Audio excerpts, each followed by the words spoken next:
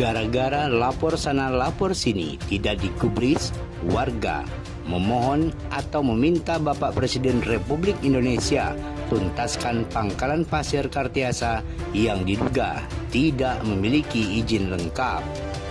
Lewat pantauan maupun wawancara khusus awak media GenTV Indonesia, ketiga warga Dusun Jaur yang terdampak pangkalan pasir telah membuat surat pernyataan penolakan warga atas aktivitas jual beli pasir di Desa Kartiasa, Dusun Jaur, RT 016, RW 007, Kecamatan Sambas, Kabupaten Sambas, Provinsi Kalimantan Barat.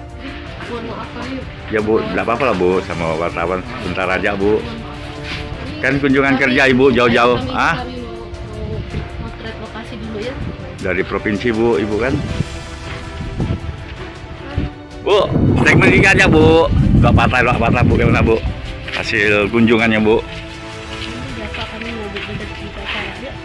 Berita acara di mana Bu? Ibu kan dari provinsi Bu. Nanti Pak kami mau koordinasi. Ini terbenturing sungai ke Bu yang lagi ribut di Dewan itu Bu. Oh ya Bu ya. Sayang Bu ya, Ibu dari jauh-jauh datang nggak bisa segmen Bu ya. Oke, makasih Bu, makasih Bu. Yuk. Izin Bang, kita dari wartawan GenTV Indonesia hanya sedikit konfirmasi Bang tentang acara di Kartiasa, undangan lah ya Bang, tentang problema yang pasti sekali dengan masyarakat tentang perizinan, tentang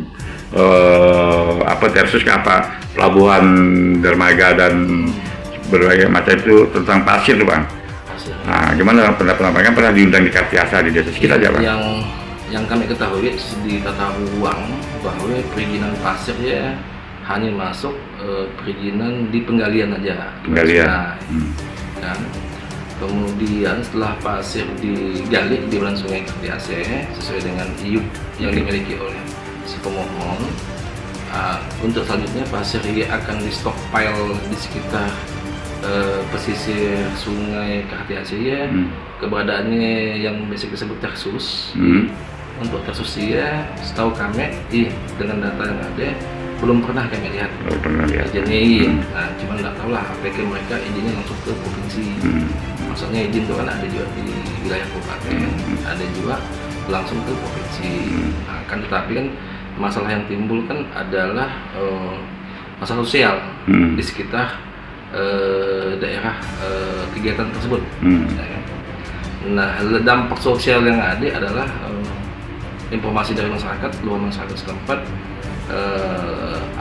aktivitas lalu lintas di sini yang tinggi.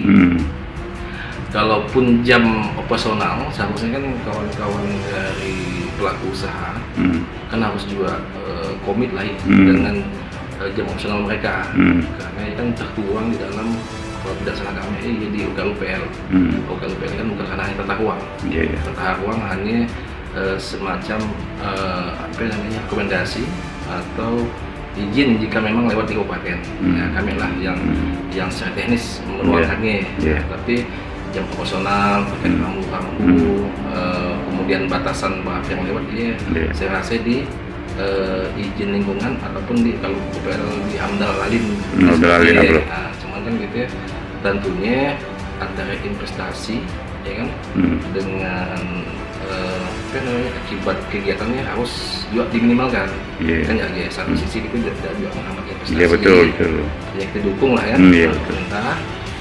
Kemudian kita juga tidak meninggalkan dari segi sektor keamanan sosialnya masyarakat setempat. Nah, seperti itu. Dan juga masyarakat setempat yang kena ya pun yang selalu hadir ya ada 2-3 orang lah. Tapi yang selalu hadir yang dekat simpang. Iya Bang, jalur situ katanya. Simpang yang selalu hadir pengapi masih punya anak selama ini. Jakarta. Bang Jakarta. Cuman pun kita tidak juga mengenyampingkan pelaku usaha, tapi pun kita juga rumah yang dibuat Bang Jakarta udah sesuai dengan GSB. Jadi kalau beliau sudah punya IMB kan, harusnya beliau juga harus sesuai dengan GSB Bang. Sehingga apapun lalu lintas yang lewat pun tidak pengaruh ke rumahnya seorang. Nah, posisi ya kita pun ya istilahnya simpati juga lah dengan beliau ya, tapi satu sisi juga beliau harus juga lihat dari dia seorang ya kan, mereka sudah sudah membantu dia. Jadi ini kami pemerintah daerah itu berupaya lah kan supaya investasi kita tetap terjadi atau mungkin makan nambah. Tapi satu sisi juga kita harus peduli dengan masyarakat setempat. Kalau kami seperti itu. Pak, dari Bapak Rizal, Pak Kabid Tata Ruang, menurut itu menyalahi aturan tidak tuh yang 2 perusahaan itu? Menurut Bapak lah gitu, pandangan Bapak. Kalau pandangan saya, karena rapat ia pun ya dari perangkat desa sampai semuanya, secara tata ruang nggak ada masalah. Nggak ada masalah. Nggak ada masalah. Cuman mungkin di kegiatan operasionalnya. Personal ya. Kita kan nggak tahu Pak dari apa namanya foto yang masuk APK foto dari perusahaan pasir ya. Biasanya kita kan bukan bawa sawit kosong bawa pasir biasanya tapi APK seperti kita tidak tahu lah. Harusnya kan memang di jam buka harusnya kan di luar jam sekolah dan apa mungkin kemudian di berakhir misalkan jam 5 tapi jam 5 harusnya alat-alat untuk dari stockpile di foto harus off juga sehingga kan si antrian foto pun sebelum maghrib udah selesai. Mungkin hal-hal yang belum sepenuhnya dijalankan. Mungkin seperti itu. Terima kasih. Dengan Pak Rizal Pak ya, Kabid Tata Ruang PPRFP. Terima kasih Pak. Dengan Pak apa nih Pak? Jakaria Pak ya. Kita dari GLTP Indonesia mau konfirmasi Pak. Dapat informasi Pak datang dari LH Provinsi datang Pak atas laporan Bapak ya? Ya ada Provinsi datang agak saya untuk menindaklanjuti laporan saya untuk ada mahkota Raja Tambah dan CV Sasal Rindu. Apa laporan Bapak tentang perizinan atau apa? Tentang perizinan. Apa harapan Bapak tentang perizinan itu? Harus dibenahi semua, harus terang-menerang, harus dibuka itu. Walaupun Bapak sampai ke Kapolres itu Pak Prabowo gitu kan nanti laporannya. Prabowo saya lanjutkan tetap saya pertanyakan perizinan dia. Perizinan Pak, karena membuat lingkungan Bapak ya, rumah sampai miring apa gitu Pak? Sampai retak apa itu, sangat mengganggu lah pokoknya. Mengganggu Bapak ya. Oke, ada mau tambah lagi Pak? Ya, minta Pak Presiden Prabowo tolong ditanggapi dengan keluhan masyarakat kami. Kita dari wartawan GNTP Indonesia Pak, mohon konfirmasi Pak tentang aduan masyarakat atau keluhan masyarakat Pak khusus desa Dusun Jaur Pak, desa Kartiasa tentang ada 2 perusahaan itu masalah ini Pak, angkutan pasir lah, izin angkutan pasir, izin pasir maupun pangkalan pasir Pak. Gimana Pak Bapak responnya tentang masyarakat itu Pak? Baik, terima kasih ya.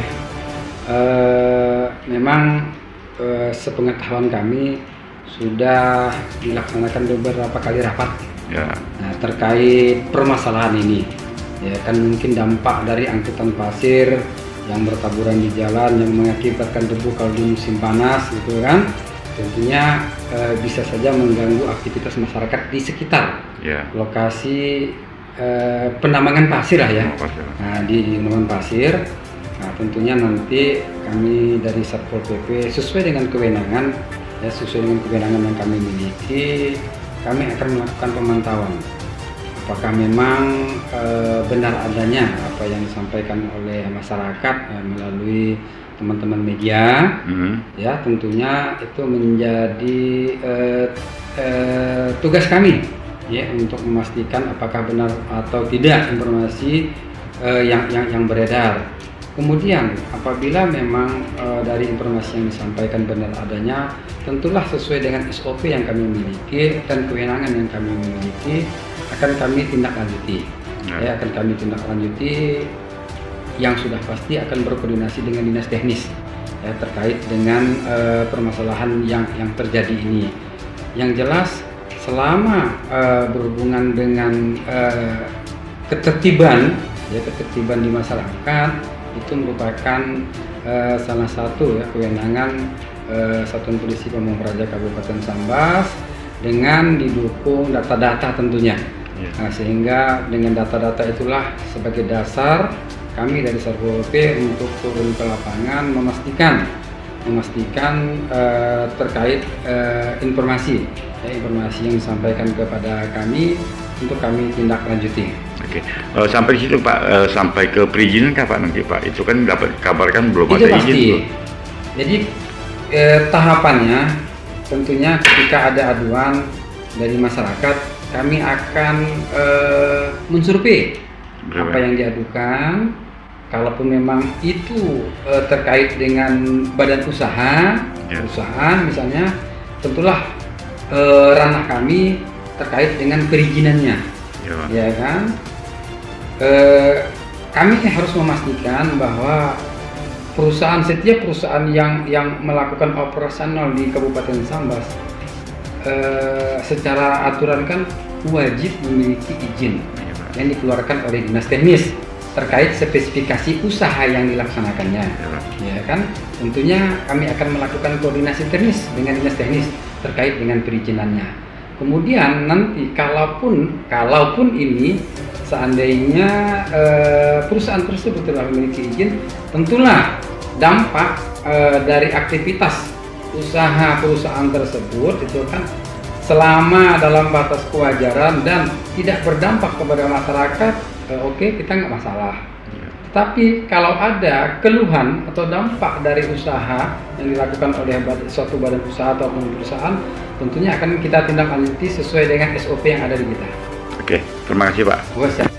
Bang, kita dari awak media GLTP Indonesia konfirmasi sedikit perihal katanya pasir ini sampai sudah dilaporkan sampai ke provinsi, gimana cerita sedikit aja? Ya, saya udah melaporkan ke provinsi, sudah melapor sana sini, saya tidak ada tanggapan masih sama sekali dari provinsi. Udah ini Kak, apa dengan Bapak Presiden, mungkin Bapak Presiden kan sangat itu. Ya, saya minta tolong sama Pak Presiden Pak Prabowo, tolong tambang rakyat kecil ini ditindak tegas tambang-tambang yang ada di Kartasa ini, utama sekali CP Satyalindo dan Mahkota Raja Wali Sambas. Itu dua ya? Iya. Oh itu. Ya, tidak ada izinnya Kak? Atau gimana Pak? Ya, diduga tidak ada izinnya dia itu. Tidak ada izinnya. Karena Pak sampai operasi sampai dari subuh sampai malam itu gimana ceritanya? Iya, penjualannya dari subuh sampai malam dia melewati batas janji-janji yang ada dia. Ya, jadi kendaraan yang lewat tuh sampai rumah Bapak, saya kira sampai roboh atau apa? Miring ya, atau? Rumah saya sampai miring dibuatnya puluhan sampai ratusan oto dan truk yang lewat setiap hari. Satu hari Pak ya? Iya. Memang mengganggu ya? Iya, sangat mengganggu itu. Pernah kejadian kecelakaan orang gara-gara pasir atau apa tuh? Iya, ada kecelakaan biasa. Oh gitu ya? Ya. Di jalannya Pak ya? Di jalan itu. Ya, oke. Dengan Bapak nih? Pak Jagaria. Warga Dusun Jaur di Sekartasa ya? Iya. Jadi berharap Bapak Presiden itulah ya minta membantu ya? Tolong, ya. Oke, terima kasih Pak Jagaria. Kita dari jurnalis GLTP Indonesia mohon konfirmasi Pak sedikit tentang permasalahan pasir yang ada di Kartasa. Maksudnya nggak sekarang lagi booming lah itu Pak. Tentang itu Pak, andal lalinya Pak, gimana Pak penanggapan Pak? Oke, terima kasih kepada teman kita, rekan kita terkait pasir yang lagi wah-wahnya. Memang dari segi untuk persyaratan segala macam itu memang harus ada dokumen andal lalin. Nah, tetapi kewenangan untuk andal lalin itu ada tergantung status jalan. Apakah itu status jalan nasional, provinsi maupun kabupaten. Oke Pak, selama ini pengusaha pasir, pangkalan pasir yang ada di Kartasa, pernah Pak ngajukan di sini? Anggap jalan kabupaten lah, andal lalin kabupaten, pernah Pak ngajukan? Nah, jadi selama saya di sini tidak ada satupun pengusaha maupun yang terkait masalah pasir yang koordinasi dengan bidang lalu lintas kabupaten. Oke Pak, ada yang mau tambah lagi Pak? Intinya untuk kenyamanan lalu lintas baik pengendara roda 2, roda 4 bagi pengusaha agar segera mengurus terkait untuk andalain kegiatan dimanapun berada. Oke, terima kasih Pak. Dari media Pak, mohon konfirmasi Pak, katanya tentang Dusun Jaur ini Pak pasir Pak mengganggu warga Bapak, katanya berdebu atau jatuh atau hari hujan tuh terpleset anak sekolah, gimana Pak? Sedikit aja Pak. Ya, selamat pagi kepada semua. Saya mewakili masyarakat lah ya, untuk berbicara mengenai akses jalan. Wakil masyarakat mana Pak? Izin dulu Pak. Saya masyarakat dari mulai Sulun, Bataan sampai ke kampung saya, Kudus. Oke. Saya tinggal di sini. Dengan Pak apa nih Pak? Bang Adi. Bang Adi, oke. Jadi hal yang kami resahkan lagi, terutama ini kalau hari hujan, jalan itu karena mengingat ada aktivitas bongkar muat pasir, maka secara otomatis jalan itu berlubang-lubang. Yeah. Kalau hari panas dia tuh berdebu. Yeah. Belum lagi pas keluar itu adalah tikungan yang merupakan jalan provinsi. Iya. Ya, risiko untuk kecelakaan akibatnya itu juga sangat besar sekali. Karena jalan keluar masuk itu tidak ada pengarahan atau pengamanan yang bertanggung bukan sekolah atau pendidikan yang Jadi Pak, harapan Bapak dengan dua perusahaan ini gimana Pak? harapan saya paling tidak tolong lakukan jalan ini segera, karena ini bagaimana ini pun adalah jalan umum, bukan jalan usaha. Oke, masa perizinan menurut Bapak kan sekarang tidak ada izin, bagaimana tuh? Kalau masalah perizinan kita sebagai masyarakat awam mungkin tidak secara mendetail langsung yang lunas lah tahu. Tapi kami sebagai masyarakat yang memasyarakatkan hanya masalah jalan. Jangan terganggu gitu Pak ya? Ya, mengingat jalan ini merupakan jalan satu-satunya penghubung kecamatan. Kecamatan berapa kecamatan Pak penghubung ini Pak? Berapa? 2 kecamatan Pak, di sana itu 3 kecamatan, habis itu ke Galing. Ke Galing Pak. Kecamatan Sambat dan kecamatan Jangkung. Jangkung. Berarti berapa desa, banyak desa Pak ya? Iya, dan ini ribuan warga yang lewat setiap hari. Dengan adanya aktivitas ini, ya agak terganggu terutama masalah kondisi jalan lah. Hujan, lubang dan berlumpur, licin. Risiko sangat tinggi. Belum lagi truk yang keluar masuk, ya kan? Persimpangan di sebelah sana itu. Iya. Coba di sebelah sana itu, itu keluar masuk jalan utama jalan provinsi, sehingga rawan kecelakaan. Mengingat tidak ada pengaturan di sebelah sana. Oke, terima kasih Pak. Pangkalan pasir CP Satria Lindo dan CP Mahkota Raja Wali Sambas yang berlokasi di Dusun Jaur, warga merasa keberatan dan secara tegas menyatakan menolak atas kegiatan jual beli pasir di Dusun Jaur, tepatnya jalan penghubung beberapa kecamatan dan desa-desa yang selalu dilalui pelajar maupun warga dan bertepatan dengan aktivitas angkutan armada pasir di jalan ini. Warga Dusun Jaur juga sampaikan ke awak media GNTV Indonesia berharap APH menyelidiki bahasa yang terdengar di warung kopi akan melibatkan dari pakar hukum berkaitan dengan sumbangan yang diberikan ke Desa Kartiasa. Bahasa ini yang sempat viral terdengar di kalangan warga Kartiasa Pasar. Lewat pemberitaan di GNTV Indonesia, warga Dusun Jaur khususnya Pak Zakaria berharap suaranya terdengar langsung oleh Bapak Presiden Haji Prabowo dan Bapak Kapolri maupun Bapak Jaksa Agung. Kabupaten Sambas, GNTV Indonesia, Repi mengabarkan.